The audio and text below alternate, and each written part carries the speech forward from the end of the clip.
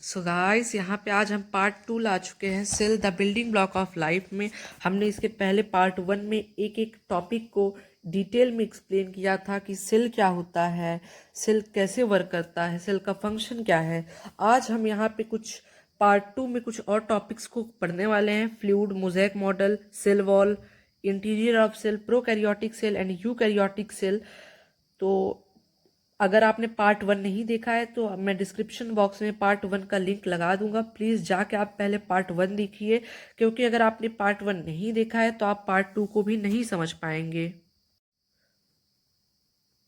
और by the way, हमने आपके लिए एक सरप्राइज़ भी प्लान किया है कि आपको बीच बीच में वीडियो के एक रिडीम कोड भी मिलता रहेगा। सो आप वीडियो को भी देखिए और रिडीम कोड को भी क्लेम कर लीजिएगा। लास्ट तक आपको रिडीम कोड मिल जाएगा और पूरे 2 रिडीम कोड्स रहने वाले हैं। और ऐसे ही हर वीडियो में आपको रिडीम कोड मिलेगा। तो प्लीज़ वीडियो को लाइक और चैनल को सब्सक्राइब कर लीजिएगा, बिल नोटिफिकेशन ऑन कर लीजिएगा, तभी ताकि सभी वीडियो आपको सबसे पहले मिल सके और आप रिडीम कोड को भी कलेक्ट कर सकें। So let's start the video. First topic is fluid mosaic model. ये फ्लूइड मोज़ेक मॉडल होता क्या है, फ्लूइड मोज़ेक मॉडल को किसने दिया था और कब दिया था, ये फ्लूइड मोज़ेक मॉडल में फॉस्फोलिपिड बाइलेयर का क्या मीनिंग है, और इस पे हम आज कुछ प्रैक्टिस भी करने वाले हैं। तो चलिए शुरू करते हैं। यहाँ पे पहले हमको बताया गया है कि जो सेल मेम्ब्रेन है वो इतना पतला होता है जिसको हम 7 से 10 नैनोमीटर कहते हैं। 7 से 10 नैनोमीटर पतला है और ये जो है फैट और प्रोटीन का बना होता है। लिपिड मीन्स फैट ही होता है।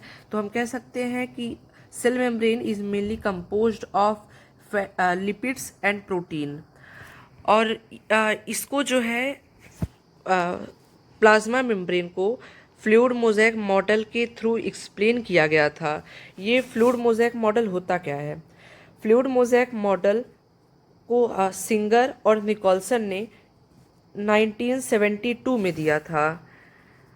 और इन्होंने बताया था कि प्लाज्मा मेम्ब्रेन जो है एक बाइलेयर से बनी होती है। बाइलेयर मतलब 2 लेयर, किसकी, लिपिड की और प्रोटीन की। लिपिड ये कुछ फॉस्फोलिपिड होता है, एक लेयर ऐसे होता है, ये हाइड्रोफोबिक होता है। ये नेचर जो है ये वाटर लविंग होता है।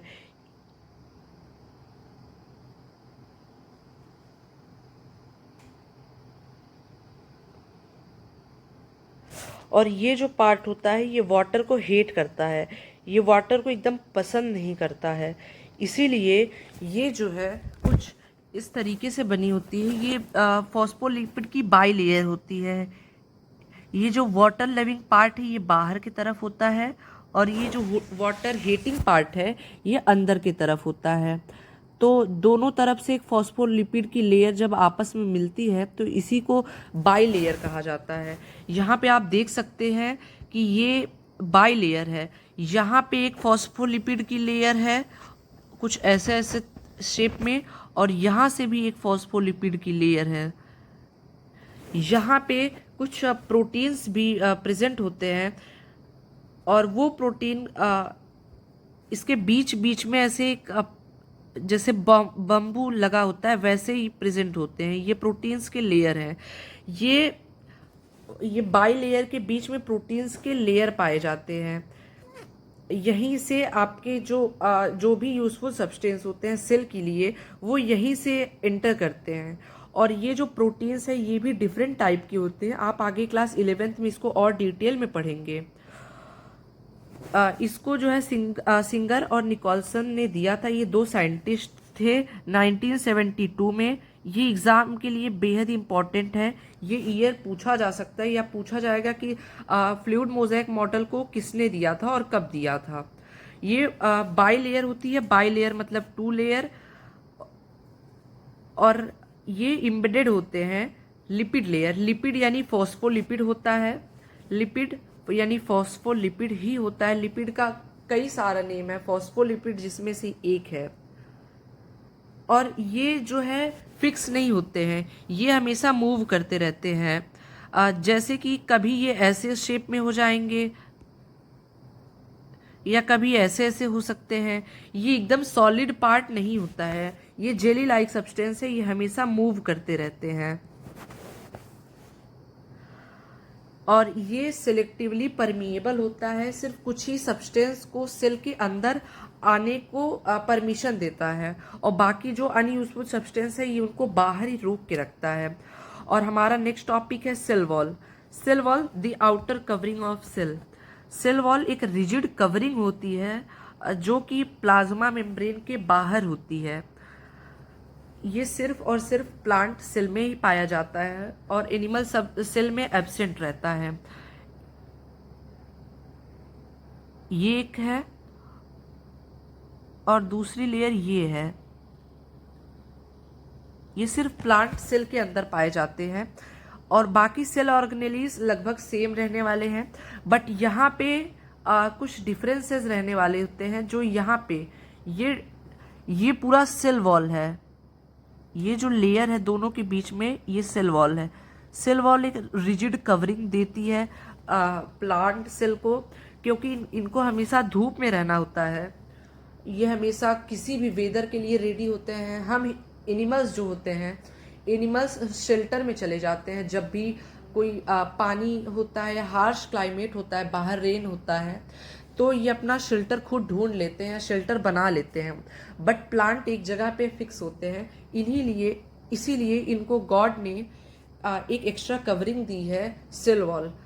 सेल वॉल फ्रीली परमिएबल होता है, जो वाटर और गैसेस को अंदर आने की परमिशन देता है। और ये सिर्फ और सिर्फ प्लांट सेल में पाया जाता है, एनिमल सेल में ये एब्सेंट होता है। और ये एक सेलुलोज का बना होता है। ये एग्जाम के पॉइंट ऑफ व्यू से वेरी इंपॉर्टेंट है कि सेल वॉल किससे बना होता है। तो आप बताएंगे cell wall is mainly composed of cellulose. और ये जो है सेल वॉल एक रिजिड कवरिंग होती है। Rigid means hard. ये एक हार्ड कवरिंग होती है जो प्लांट को शेप दिए रहता है, उन्हीं को होल्ड करके रखता है उनके पोजीशन पे, और उनको एक सपोर्ट प्रोवाइड करता है और प्रोटेक्शन प्रोवाइड करता है। प्रोटेक्शन किससे? हार्श क्लाइमेट से, रेन से, या फ्लूड जब आते हैं तो उनसे ये इनको प्रोटेक्शन प्रोवाइड करता है। एनसीईआरटी में एक क्वेश्चन पॉज एंड पॉन्डर में है कि अगर जो प्लांट है इनके पास सेल वॉल ना होगा तो फिर इनके साथ क्या होगा। तो इसका आंसर है कि अगर प्लांट के पास एक रिजिड कवरिंग नहीं है, सेल वॉल की कवरिंग नहीं है, तो वो जो है स्टैंड नहीं कर पाएंगे, वहीं वो तुरंत गिर जाएंगे, क्योंकि उनके पास स्केलेटन सिस्टम नहीं होता है एनिमल की तरह जो उनको एक पोजीशन प्रोवाइड करे। और वो जो है प्लांट सेल को प्रिवेंट करके रखता है। सेल वॉल प्लांट सेल को प्रिवेंट करके रखता है ताकि वो बस्ट ना करे, वो फट ना जाए, वो एक्सेस वाटर के कारण। यही इम्पोर्टेंस है सेल वॉल का एक प्लांट के लिए।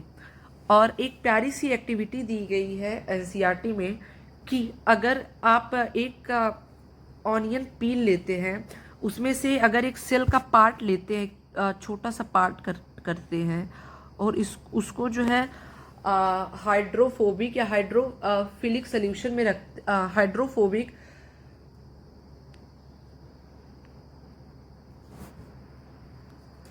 हाइपरटोनिक सोल्यूशन या हाइपोटोनिक सोल्यूशन में अगर आप किसी प्लांट के सेल को रखते हैं, तो अगर सपोज करिए उसका सेल का साइज ऐसा है और उसको अगर आप माइक्रोस्कोप में ऑब्जर्व करेंगे तो वो इसके ऊपर एक ऐसा एक रिजिड स्ट्रक्चर होता है जिसको सेल वॉल कहते हैं।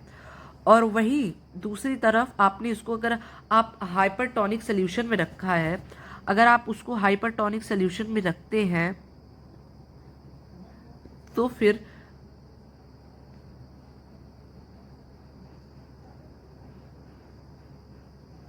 ये आप देखेंगे कि ये अंदर वाला पार्ट जो है ये अपना शेप जो है चेंज करके रखेगा। अगर आप इसको हाइपरटोनिक सोल्यूशन में रखेंगे तो अपने साइज को श्रिंक कर लेगा, ये तो छोटा हो जाएगा, लेकिन जो इनका साइज है सेल का वो सेम रहेगा। इसके अंदर जो भी ऑर्गेनेलीज हैं सब कॉन्ट्रैक्ट कर जाएंगे, सब एक ही जगह पे आ जाएंगे, लेकिन जो रिजिड सेल वॉल है वो इसका स्ट्रक्चर मेंटेन करके रखता है। इसीलिए एक सेल वॉल जरूरी है प्लांट के लिए। और हमारा नेक्स्ट जो टॉपिक है ये है द सेल इंटीरियर। सेल के इंटीरियर में होता क्या है, वो कैसे वर्क करते हैं, उनका वर्किंग सिस्टम क्या होता है। इसके जो है एक बेसिक 3 पार्ट्स रहने वाले हैं। हमने जैसे ऑलरेडी डिस्कस किया था कि जो प्लाज्मा मेम्ब्रेन है ये सिलेक्टिवली परमिएबल होता है, ये चीज़ों को सिलेक्ट करके रखता है क्या उसके अंदर इंटर करना चाहिए और क्या इंटर नहीं करना चाहिए। इसके अंदर एक सेमी फ्लूइड यानी जो जेली लाइक सब्सटेंस है, स्लाइम जिसको आप कह सकते हैं, एक स्ट्रक्चर पाया जाता है, एक सब्सटेंस पाया जाता है जिसको साइटोप्लाज्म कहा जाता है। साइटोप्लाज्म एक प्लाज्मा मेम्ब्रेन के अंदर पाया जाता है और प्लाज्मा मेम्ब्रेन के अंदर बहुत सारे ऑर्गेनेलीज होते हैं। Cytoplasm, nuclide, ribosome, chloroplast, vacuole, mitochondria, reticulum, endoplasmic reticulum, smooth endoplasmic reticulum, rough endoplasmic reticulum, lysosome, ये सब ऑर्गेनेलीज हैं जो सेल के अंदर पाए जाते हैं। और ये ऑर्गेनेलीज होते क्या हैं, साइटोप्लाज्म जो है वो बहुत सारे सेल के कंपोनेंट से बना होता है।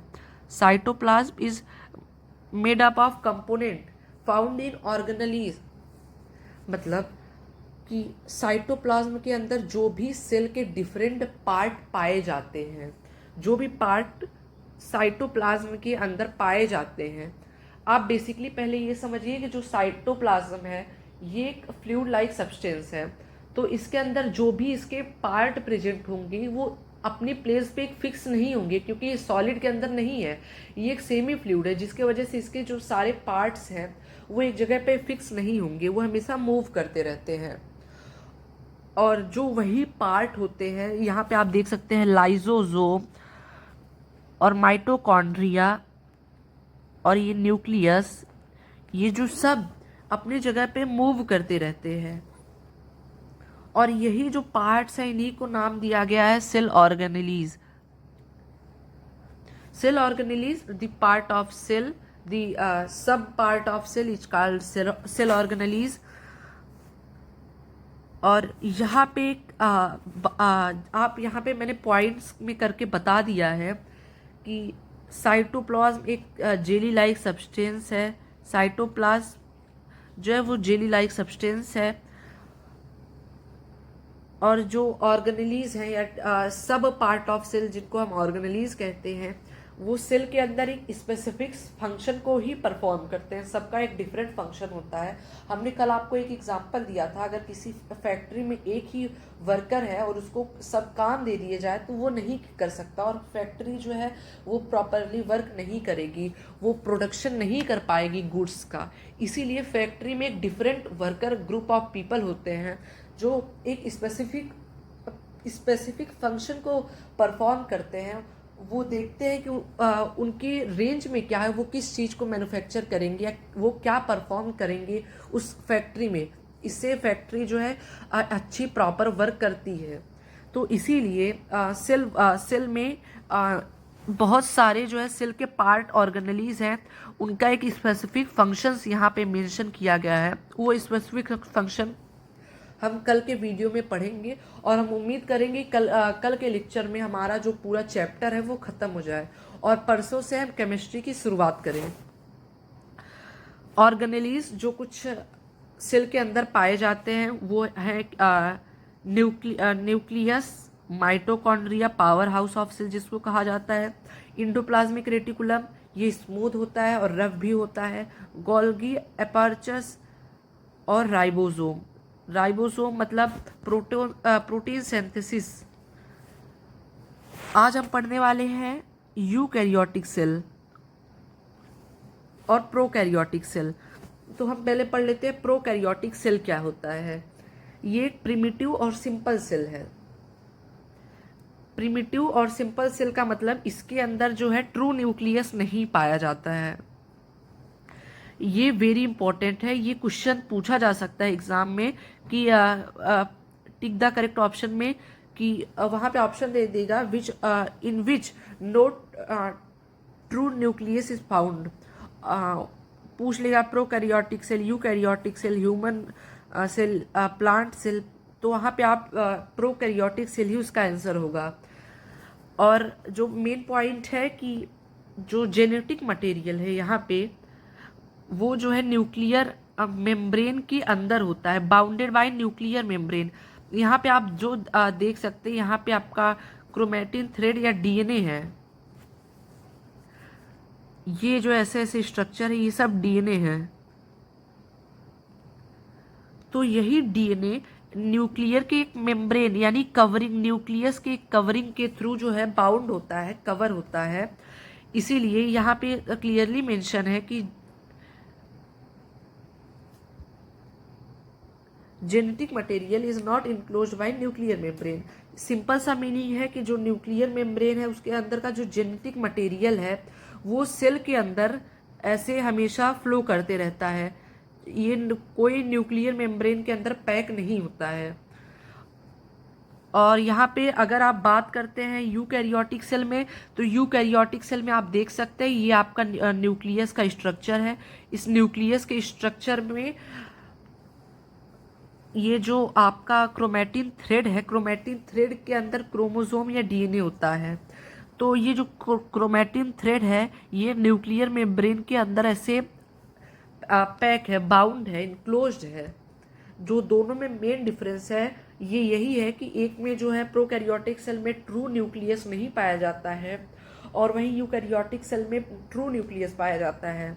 और प्रोकैरियोटिक सेल में genetic material not enclosed by nuclear membrane, or while eukaryotic cell nuclear true nucleus found and genetic material is enclosed by nuclear membrane। एक में फ्रीली मूव करता रहता है क्रोमैटिन थ्रेड ऐसे ऐसे, और जो यूकैरियोटिक सेल, यूकैरियोटिक सेल में यहाँ कहीं न्यूक्लियस होगा और न्यूक्लियस के अंदर जेनेटिक मटेरियल होता है। पहले तो एक चीज़ आप क्लियर कर लीजिए कि सेल जो है ऐसे सर्कल में ही नहीं पॉसिबल है, सेल किसी भी शेप का हो सकता है और उसके अंदर न्यूक्लियस चाहे आप यहाँ बना दीजिए या यहाँ बना दीजिए, बात एक ही रहती है क्योंकि उसके अंदर जो ऑर्गेनेलीज है वो मूव करते रहते हैं अपने जगह से। और जो प्रोकैरियोटिक सेल है वो जनरली स्मॉल होता है। जैसे कि आप बात कर सकते हैं पीपीएलओ की। PPLO is the smallest cell in the world. ये एक बहुत छोटा सेल है, ये बैक्टीरियल सेल है, इसीलिए एक स्मॉलेस्ट सेल भी इसको कहा गया है क्योंकि जो पीपीएलओ है इसका मीनिंग है प्लूरोनिमोनिया लाइक ऑर्गेनिज्म। पहले के समय में ये रिसर्च की गई थी और ये पाया गया था कि ये निमोनिया बैक्टीरिया की तरह ही दिखता है, इसीलिए इसका नाम है पीपीएलओ, प्लूरोनिमोनिया लाइक ऑर्गेनिज्म। और ये प्रोकैरियोटिक सेल लगभग छोटे ही होते हैं साइज में, और eukaryotic cell generally larger in size. जैसे कि हम बात करते हैं एनिमल सेल, एनिमल सेल के अंदर ओवम सेल या ऐसे और भी सेल हैं जो जनरली लार्जर होते हैं साइज में। और जो लार्जेस्ट सेल है वो है ऑस्ट्रिच, और ह्यूमन बॉडी में जो सबसे लार्जेस्ट सेल है ये है ओवम, और जो स्मॉलेस्ट सेल ह्यूमन बॉडी है वो है स्पर्म सेल, और जो स्मॉलेस्ट लॉन्गेस्ट सेल है वो है नर्व सेल। इसकी बात हम कल लेक्चर 3 फाइनल लेक्चर में हम बात करेंगे। और यूकैरियोटिक सेल में हम पहले बात कर लेते हैं कि ये इनक्लोज बाय न्यूक्लियर मेम्ब्रेन। जो न्यूक्लियस है ये न्यूक्लियस भी खुद में एक न्यूक्लियर मेम्ब्रेन के थ्रू बाउंड होता है। तो अगर आप देखें यहाँ पे ये कोई अगर ये सेल है और वो सेल के अंदर यहाँ पे कहीं न्यूक्लियस है तो वो खुद ही जो है खुद एक मेम्ब्रेन के थ्रू पैक रहने वाला है, वो बाउंड रहता है। ये मेम्ब्रेन है। तो अगर यहाँ पे मान लीजिए क्रोमैटिन थ्रेड है या कोई भी जेनेटिक मटेरियल है, तो कुछ इस तरीके से वो न्यूक्लियस के अंदर होगा। तो जब वो यहाँ पे आप देख सकते हैं न्यूक्लियस जो है खुद ही अगर एक मेम्ब्रेन से बाउंड है, न्यूक्लियर मेम्ब्रेन से बाउंड है, तो वो जो सब्सटेंस होगा वो भी तो न्यूक्लियर मेम्ब्रेन से ही बाउंड होगा। और ये जो यूकैरियोटिक सेल है, ये प्लांट सेल, एनिमल सेल और फंजाई और प्रोटिस्ट से में ही पाया जाता है, और ये साइज में बड़े होते हैं। और ये मेम्ब्रेन, इनके अंदर जो ऑर्गेनेलीज होंगे वो मेम्ब्रेन बाउंड होंगे, सबके ऊपर एक लेयर लगी होगी। तो आज का लेक्चर यहीं पे हम ख़त्म करते हैं। अगले लेक्चर में हम सभी ऑर्गेनेलीज पढ़ेंगे, और मैं कुछ क्वेश्चंस आपके लिए लाया हूँ। जो क्लास है आज की उसी पे पूरा क्वेश्चन बेस रहने वाला है। Which feature is present in eukaryotic cell but absent in prokaryotic cell?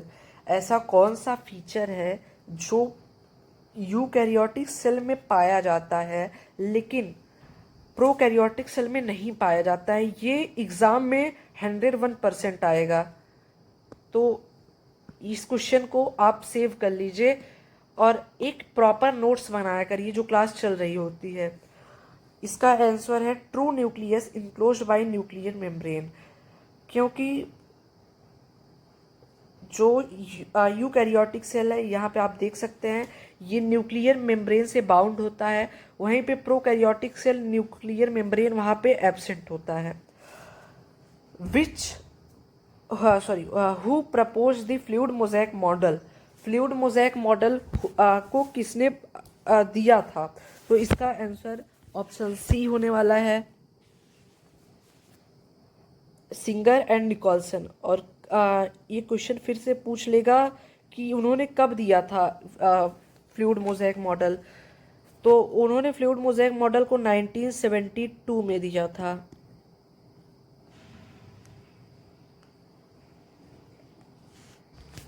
Next question, the cell wall of plant is mainly composed of? जो प्लांट का सेल वॉल है ये किससे बना होता है?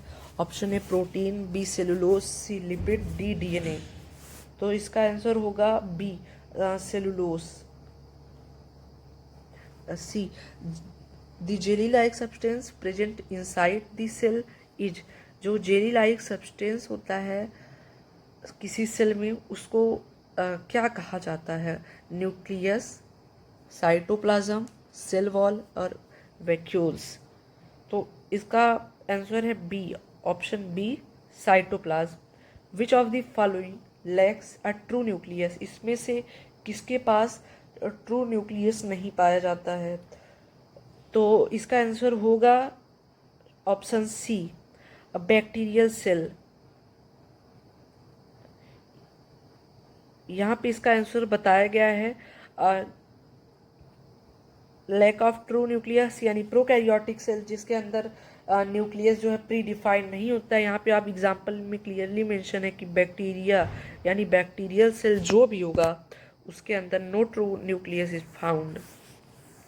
अगला question, which of the following fifth question, membrane bound organelles are present in? Membrane bound organelles जो है किसके अंदर प्रेजेंट होती हैं? प्रोकैरियोटिक सेल या यूकैरियोटिक सेल में? तो इसका आंसर होने वाला है ऑप्शन बी, यूकैरियोटिक सेल। क्योंकि जो नॉट मेम्ब्रेन बाउंड ऑर्गेनेलीज होते हैं वो प्रोकैरियोटिक सेल में होते हैं, मेम्ब्रेन बाउंड ऑर्गेनेलीज जो है वो यूकैरियोटिक सेल में होते हैं।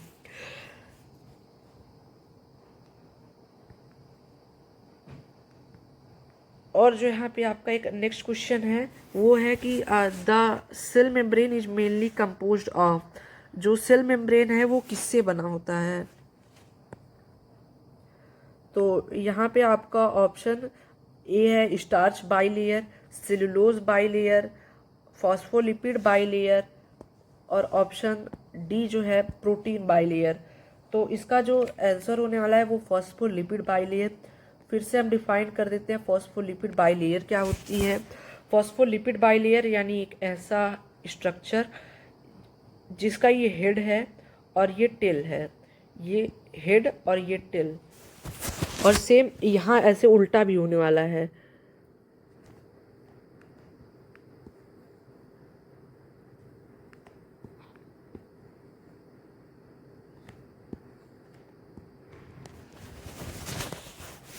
यहाँ पे प्रोटीन्स के बीच में ऐसे लेयर होते हैं, और वो प्रोटीन्स के जब वो अपनी शेप को चेंज करते हैं उसी समय कोई जो सब्सटेंस, यूजफुल सब्सटेंस है, वो सेल के बाहर से अंदर आती है प्लाज्मा मेम्ब्रेन को सिलेक्टिवली परमीबल मेम्ब्रेन के थ्रू। तो उम्मीद करता हूँ वीडियो आपको अच्छा लगा होगा, और अच्छा लगा, इन्फॉर्मेटिव लगा तो प्लीज़ वीडियो को लाइक कीजिएगा, क्योंकि वीडियो बनाने में बहुत मेहनत लगती है। और चैनल पे नए आए तो चैनल को भी सब्सक्राइब कर लीजिएगा। कोई भी डाउट हो तीनों स्लाइड्स में से तो प्लीज़ आप कमेंट में पूछिएगा, रिप्लाई आपको मिल जाएगा। और कोई भी फीडबैक हो तो प्लीज़ वो भी मेंशन कर दीजिएगा कमेंट बॉक्स में। उम्मीद करता हूँ कि वीडियो अगर आपको अच्छा लगा है तो प्लीज़ वीडियो को लाइक, चैनल पे नए हैं तो चैनल को भी सब्सक्राइब कर लीजिएगा। कोई भी डाउट हो तो प्लीज़ आप कमेंट में ज़रूर पूछिएगा।